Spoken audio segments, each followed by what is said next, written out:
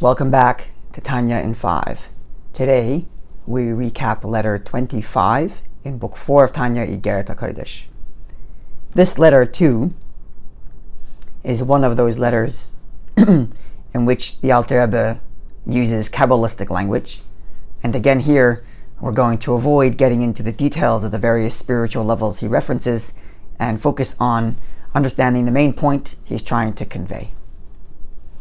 Here the Alter Rebbe is coming to explain a passage in the Zohar which, if mistakenly read, could lead one to think that Torah, that speaks of Jewish law, what is kosher, what is not kosher, what's forbidden, what's permissible, that part of Torah comes from, quote, the tree of knowledge which incorporates both good and evil.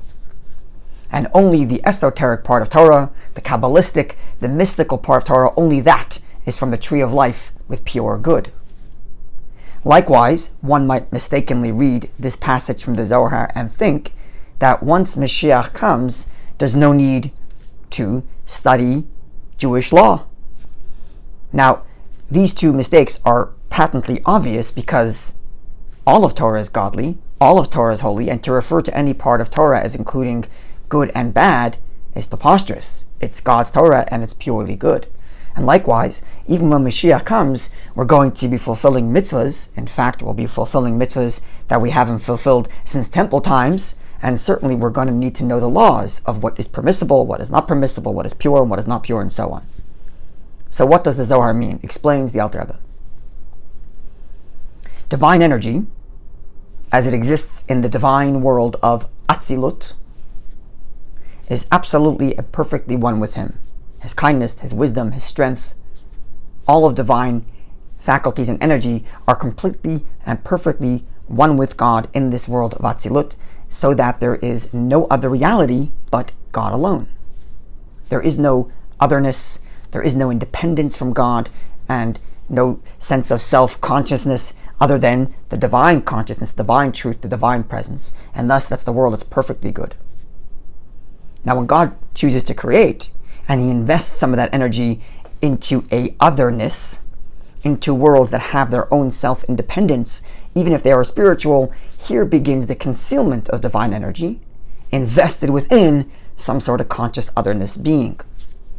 And so the divine energy is contracted and concealed and contracted and concealed through various layers of worlds until finally we get to our physical world, in which the divine energy is completely concealed, and we look around this world and we have what's called kalipa, which literally means a shell, that which conceals God, to the point that the energy here is completely concealed and not visible.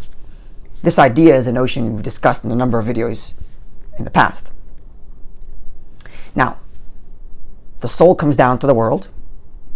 The soul is a purely godly energy connected with God in its purest sense, even as it comes down to this world, and it's invested in a body. Now, this body is part of this world that conceals God. We look at the body and we don't necessarily see godliness. The soul, yes, not the body. Now, with the combination of soul and body, then the Jew can engage the world around us, engage the world around him or her, and extrapolate that which is godly, redeem it from its encasement that conceals the godliness, separate between that which conceals God and that which reveals God. Now, how does a soul know what's godly and what's not? How does a soul know where to elevate and where not? Now, that's why Torah is here, right? You see, Torah, while it's in the spiritual divine world of Atzilut, is one with God, in which Torah is pure, perfect, spiritual, and deals with nothing other than God himself, because it's in a godly world. But that Torah descended down into our world.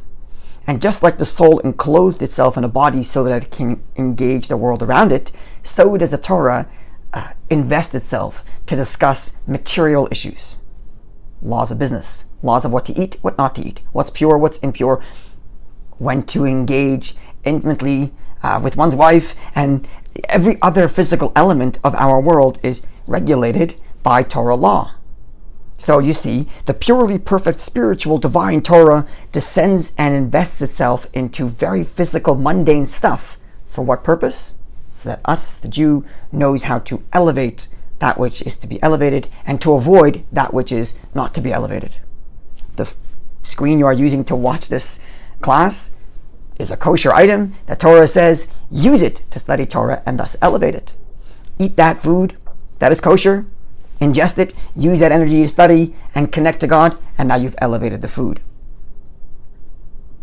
And therefore, the Zohar therefore says that while it's true that Torah itself is absolutely pure because it's God's Torah, it enclosed itself in materialistic issues that have both good and bad.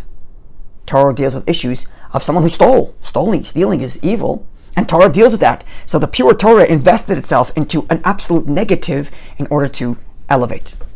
So it's not that Torah itself includes good and bad, but Torah enclosed itself in that which is good and bad. Now this is all true of the revealed exoteric part of Torah that deals with the material world. Not so with the esoteric, not so with the inner dimension of Torah, not so of the Kabbalistic part of Torah. That part of Torah deals solely with the godly, solely with the spiritual, never invested itself into dealing with mundane issues. The Kabbalah, the Pnimiut HaTorah, the inner dimension of Torah, the soul and spiritual element of Torah, is not there to help us elevate the physical world, because it doesn't deal with the physical. It's true, we learn it while we're in a soul and a body, but in reality, what we're learning about is, and what we're dealing with here is solely spiritual, solely divine, without any attachment to the physical. And thus, this part of Torah is referred to as the tree of life. Now, when Moshiach comes, and the divine energy that's invested in this physical world and that's concealed in this physical world is finally redeemed and is finally revealed, so that when we walk around this world, all we're going to see is the divine energy that animates it.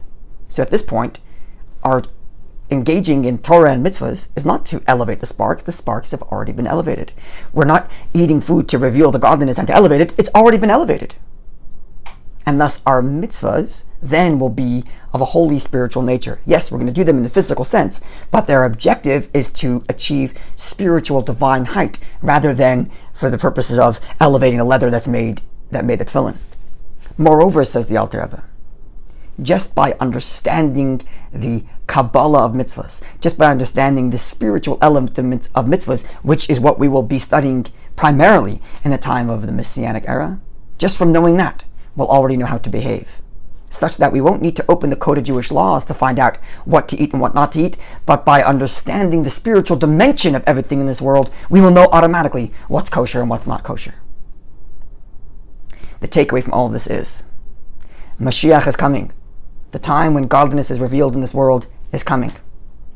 And we can prepare ourselves for that time by learning the parts of Torah that discuss godliness, learning Chassidut, by getting a foretaste of what it's going to be like to get to experience godliness. And with this preparation, we hasten the Moshiach's coming. May it be without delay. Looking forward to seeing you when we conclude Letter 26.